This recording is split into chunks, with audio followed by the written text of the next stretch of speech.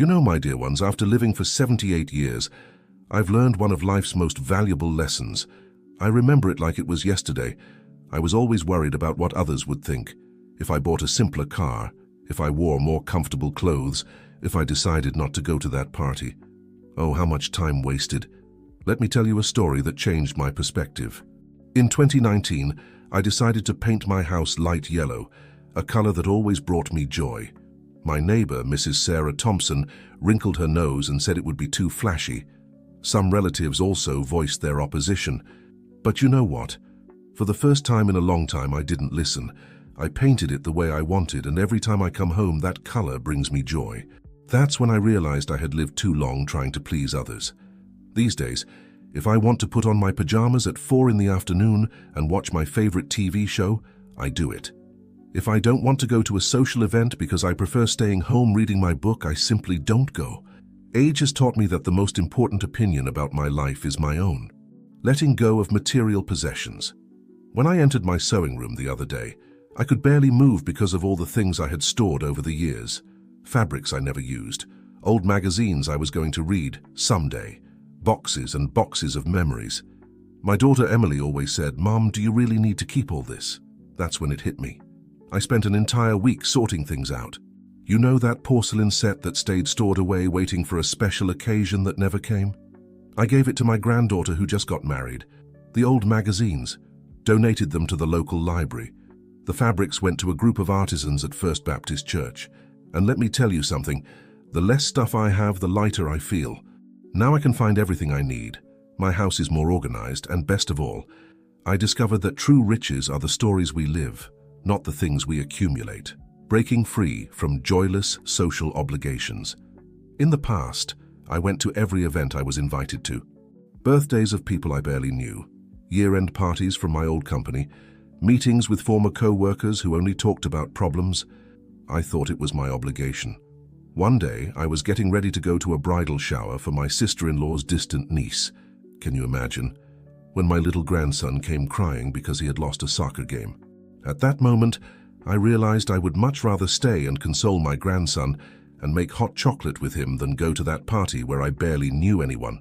Today, I carefully choose where I go. I prefer smaller gatherings with people I truly love. A coffee with my friends of 50 years, a Sunday lunch with family, an afternoon playing dominoes with my dear neighbors. These are the occasions that make my heart smile. Abandoning society's beauty standards. I remember when I started seeing my first grey hairs around 45, I would rush to Betty's hair salon every month, worried about hiding every silver strand that appeared. I spent a fortune on anti-aging creams and lived anxious about every new wrinkle that showed up in the mirror. But you know what happened? One day I was holding my 4-year-old great-granddaughter Lucy in my lap, and she ran her little hand across my face saying, "Grandma, I love these little marks when you smile." It was like a weight lifted off my shoulders. Those wrinkles that bothered me so much were actually marks of smiles, of stories lived. Today, at 75, my hair is completely white, and I couldn't feel more beautiful. Each wrinkle tells a story. Whether it's from worrying about my children, joy with my grandchildren, or sleepless nights caring for those I love. True beauty lies in eyes that shine with happiness, in sincere smiles, in welcoming hugs. Letting go of activities that no longer fulfill. For 30 years, I participated in a knitting group every Thursday at the Maple Street Community Center. It was a tradition, but lately I realized I was going more out of obligation than pleasure. My hands aren't as nimble as before, and honestly, I discovered a new passion, watercolor painting. At first, I was apprehensive about leaving the group. It had been so many years. But you know what's interesting? When I started painting, my soul filled with colors. Now I spend afternoons painting landscapes, flowers, and I even did a portrait of my late husband, John, that turned out beautifully. It's never too late to discover new talents and passions. Cutting toxic relationships.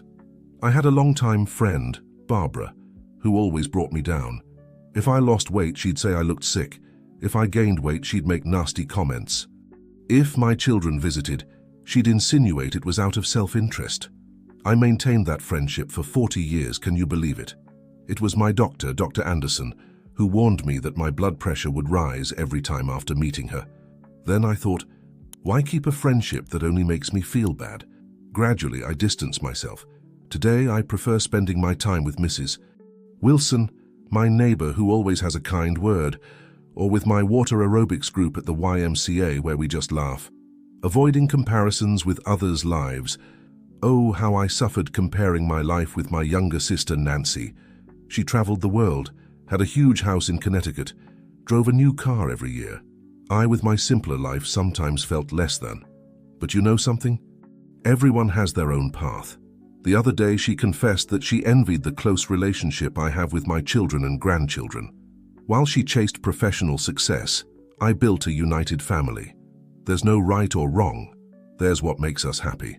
Revisiting and redefining outdated goals. When I was young, I dreamed of owning a chain of clothing stores. I worked hard for it, but life took different turns. For a long time I felt frustrated for not achieving this goal, but look how funny life is.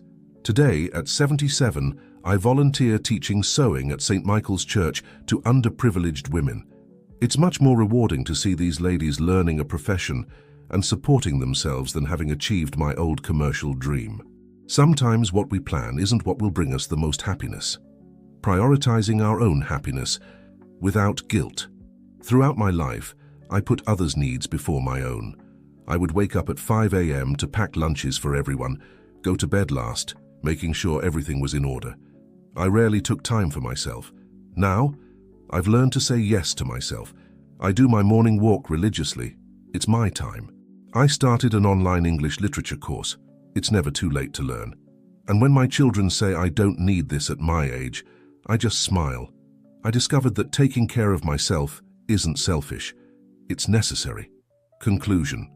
My dear ones, after so many years lived, I've learned that life is too short to carry unnecessary burdens. Each wrinkle, each white hair, each experience makes us who we are.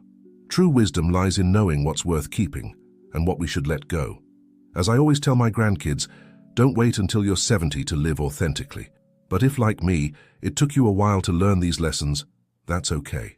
What matters is that now we know happiness lies in simple things, in the people we love, and especially in being true to ourselves. And remember, each age has its beauty, its discoveries, and its lessons. The secret is to live each moment with gratitude and lightness, knowing it's never too late to start over, to change, to be happy. The importance of cultivating patience. You know, my dear ones, one thing age has taught me is patience. In the past, I was always rushing, wanting everything to happen on my schedule. Today, at 78, I've learned that everything has its time. I remember when I planted my first apple tree in the backyard 20 years ago. Every day I'd go check if it had fruit. My neighbor, old Mr. Johnson, God rest his soul, told me, "Mrs. Margaret, apple trees take their sweet time, about 5 to 7 years to bear fruit."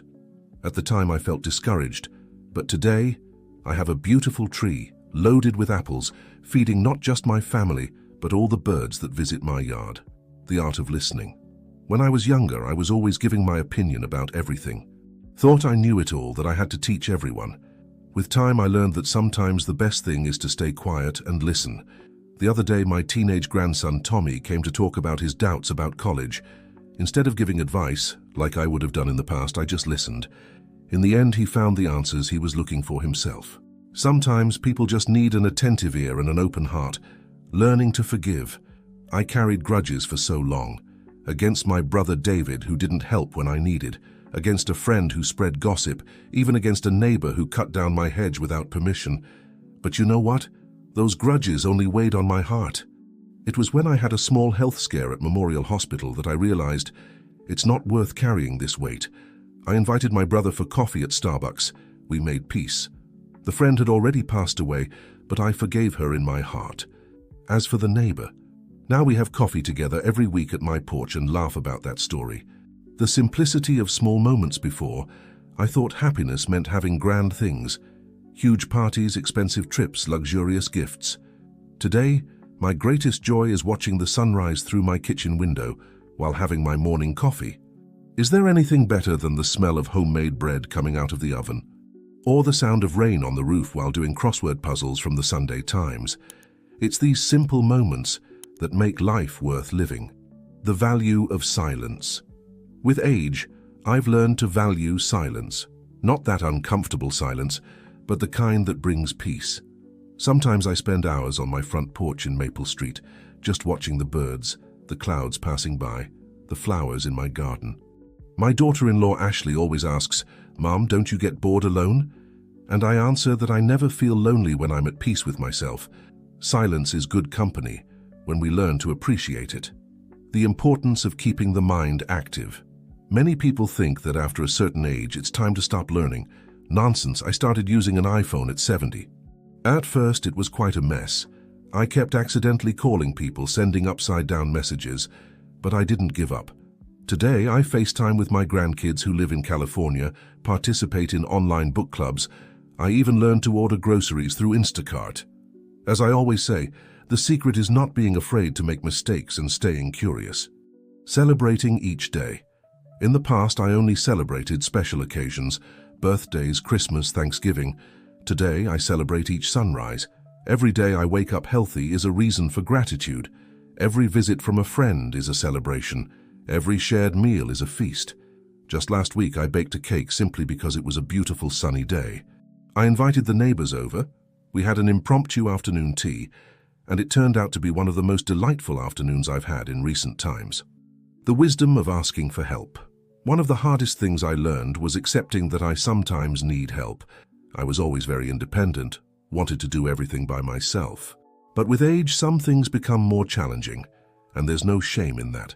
When I accepted that I needed help changing high light bulbs or carrying heavy groceries from Walmart, my life became easier.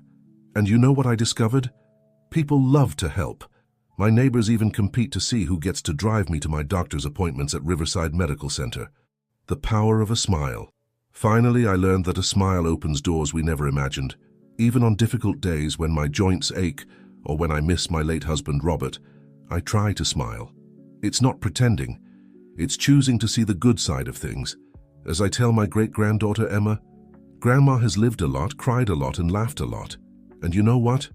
Laughter is always the best medicine.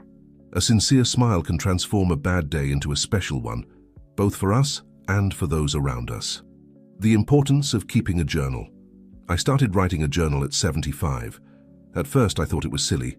Why write when I've lived so much already, I thought, but Dr. Richardson suggested it as a memory exercise, and today it's one of the most special parts of my day. Every night before bed, I write a little bit. Sometimes it's about the day's events, other times it's old memories that surface. The other day, my granddaughter Katie found one of my notebooks and was enchanted reading about how I met her grandfather at the 4th of July parade in 1962. These are stories that could be lost in time, but now they're recorded forever. The 5 o'clock tea ritual. I always thought the English custom of afternoon tea was beautiful, but I never had time for it. I worked so hard at Thompson's department store that I barely stopped for lunch.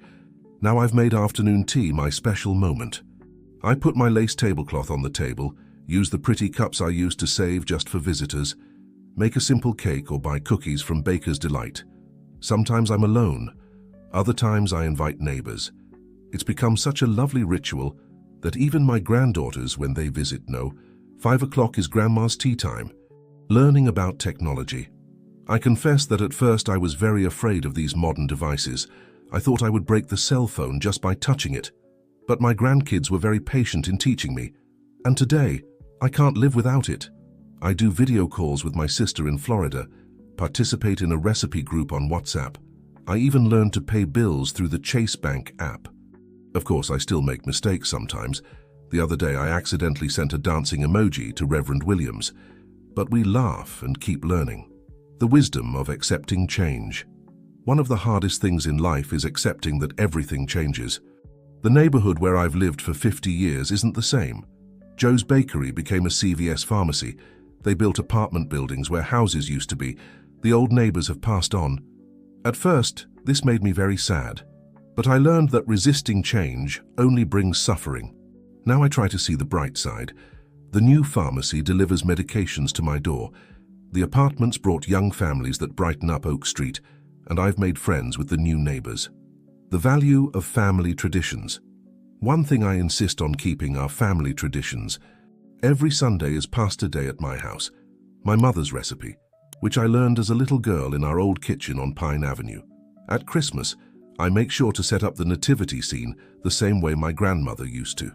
But we've also created new traditions. Now for each great-grandchild's birthday, besides the cake, we plant a tree or flower in the backyard. That way they grow up watching their plant grow alongside them, and they learn to care for nature. The art of being a grandmother. Being a grandmother is one of life's greatest blessings. With our children, we're always worried about educating them, about doing the right thing.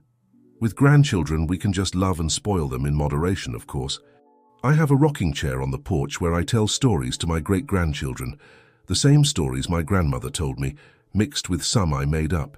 Seeing their little eyes sparkle while they listen is one of my greatest joys. Collecting memories. In the past, I collected things, stamps, teacups, prayer cards. Today, I collect moments. Each coffee with an old friend at Riverside Cafe, each grandchild's hug, each sunset from my porch is a treasure I keep in my heart. I have a small wooden box where I keep special mementos.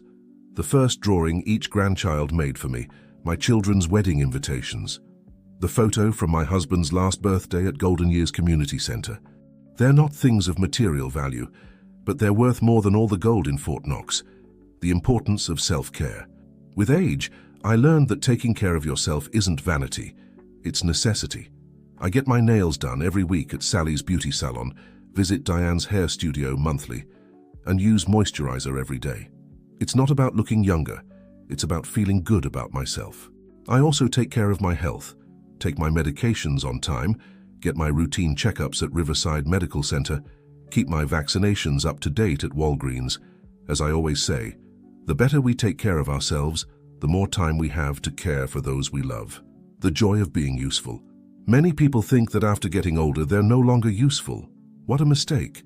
Today I volunteer at First Presbyterian Church, teach children to read at Washington Elementary School's Literacy Project, and serve on the City Senior Citizens Council. The other day, a younger lady told me, "Mrs. Anderson, you're my inspiration." I was so touched. I realized we can be a light in others' lives at any age, living each day with purpose. You know what I've learned after all these years? Every morning when I wake up in my little house on Maple Street, I make a point to have a purpose for the day. Sometimes it's as simple as baking cookies for the new neighbors. Other times it's attending my great-grandson's baseball game at Lincoln Park. I remember when my husband Tom passed away 5 years ago, my daughter Jennifer worried I'd lose my will to live. But I told her, "Honey, as long as I can make someone smile, I have a reason to get up in the morning." The gift of wisdom. People often ask me, what's the secret to a long, happy life? I tell them there isn't just one secret, there are many little ones. Like starting each day with gratitude, even if your arthritis is acting up. Like forgiving quickly and loving deeply. Like finding joy in a cup of coffee shared with a friend at the local diner. I've learned that every wrinkle tells a story, every grey hair is a lesson learned, and every ache carries a memory. When young Mrs. Thompson next door complains about turning 40, I just smile and tell her, "Honey, life is just beginning." Creating new adventures. Who says adventure has to stop with age? Last month, I took my first painting class at the community center.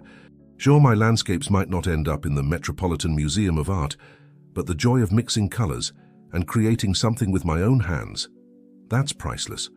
I've started a small herb garden on my windowsill too. Basil, mint and rosemary. My kitchen smells like a little piece of heaven. The local kids from Cedar Street love to come by and help me water the plants.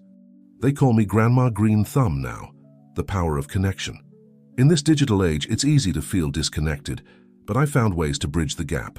Every morning, I have a video call with my sister Grace in Florida while we both have our morning coffee. My grandkids taught me how to use Facebook, and now I never miss seeing photos of their adventures. But I also believe in the power of real face-to-face connections. That's why I started a monthly potluck dinner in my building. Everyone brings a dish, and we share not just food, but stories, laughter, and sometimes even tears. From Mr. Jenkins on the first floor to young Amy, who just moved in last month, we've become a little family. The gift of time.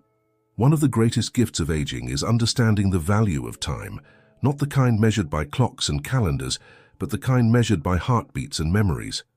I no longer rush through my days like I used to when I worked at Miller & Sons department store.